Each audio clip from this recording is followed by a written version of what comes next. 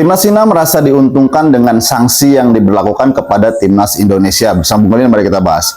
Ini menjelang Timnas Indonesia melawan Timnas Cina di lanjutan kualifikasi Piala Dunia Zona Asia Round 3. Indonesia mendapatkan hukuman akibat dari ulah supporter pada saat melawan Bahrain. Hukumannya adalah yang pertama denda 400 juta dan yang kedua adalah pengurangan penonton sekitar 15%.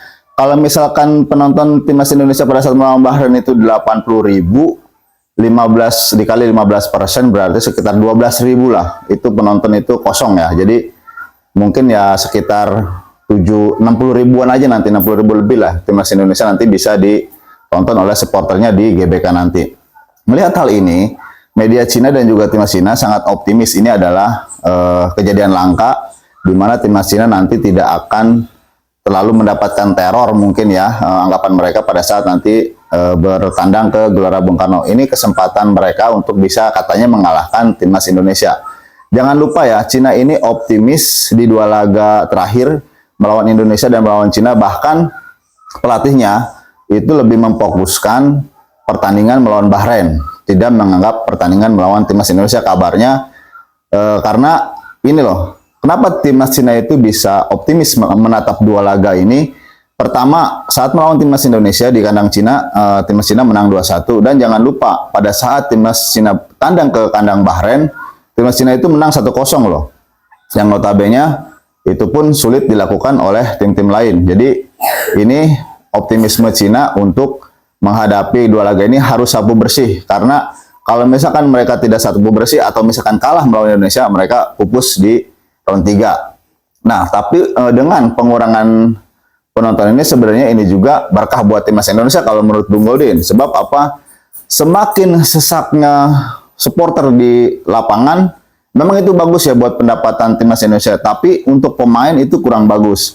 Karena 80.000 penonton di satu GBK itu dengan pemain itu berebut oksigen.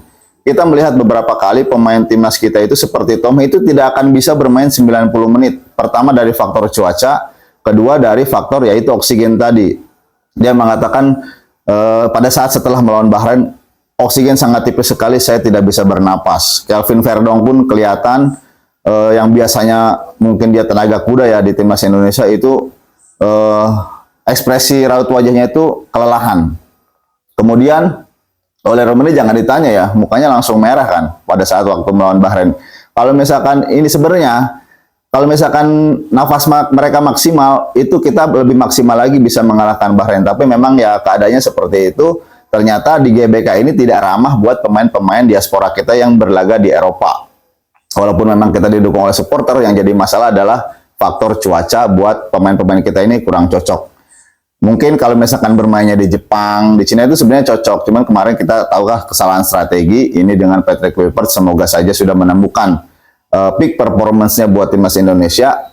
Laga krusial melawan Cina harus dimenangkan. Pun melawan terakhir melawan Jepang ya minimal imbang lah. Kalau kita bercita-cita setidaknya lolos ke round 4 saja. Jadi itu aja. Media Cina mungkin optimis ya timnas Cina bakal bisa melampaui dua laga tersebut, tapi kita juga punya kepentingan untuk lolos, jadi tidak harus, jangan sampai dilewatkan kedua laga ini buat timnas Indonesia. Tapi tetap Bung Olin yakin dan mungkin seluruh supporter timnas Indonesia yakin bahwa timnas Indonesia setidak-tidaknya mampulah kalau misalkan untuk lolos ke round 4 mah. Jadi itu aja dari Bung Olin.